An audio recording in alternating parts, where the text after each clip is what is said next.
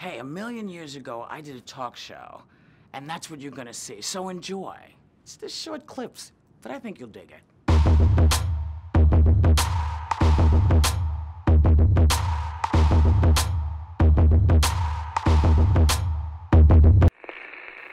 How you doing, John? Good. Good. I'm glad to see you. I'm glad to see you, too. I haven't seen you in ages. I know, it's been too long. Yeah. I'm sitting with John Travolta, my friend. You all know him.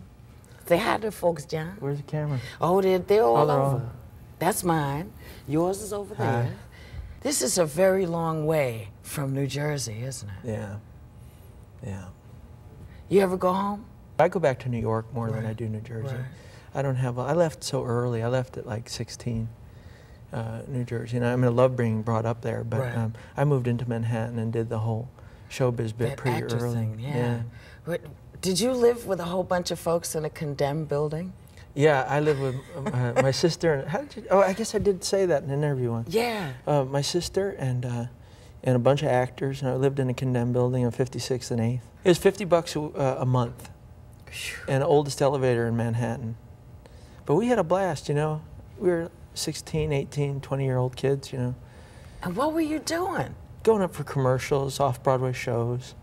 You know, I was making a living as an actor early on. You know, so, I had that going too. So it was just smart economics, cheap rent, and, you know. It's funny, you know, when you look back and you think, yeah, I actually could do this, and life was kind of calm, and you would think that you would be able to maintain that, but it goes really fast because you accelerated. You got people, I guess, really found you through Carter. Yeah, that was really the deal.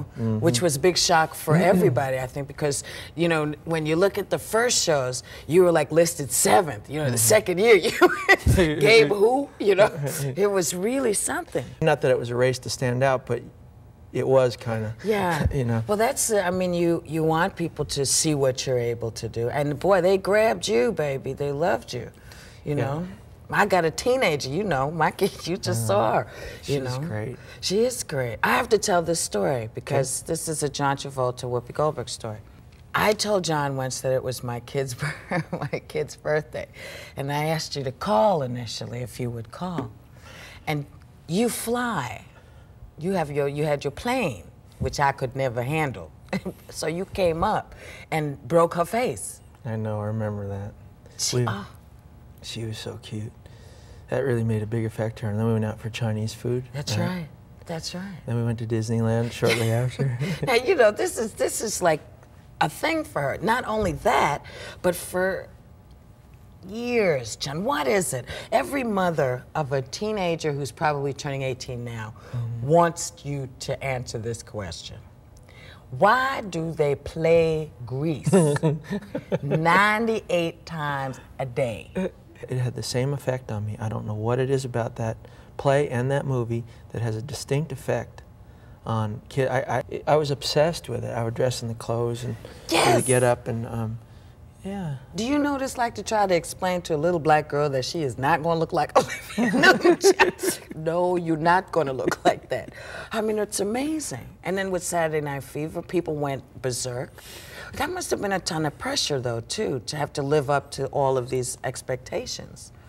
Well, it was and it wasn't. You know, part of you expects to do well, so you kind of accept and anticipate that success, but then the other part is the shock, as you know. I was fortunate, you know, I didn't do drugs, I didn't drink. I had my own, you know, issues, but they were not solved with that. I think my body couldn't take them very well, you know. You know, I had my real support program with me as I, right through fame, you know. Right. So yeah, I did pretty good.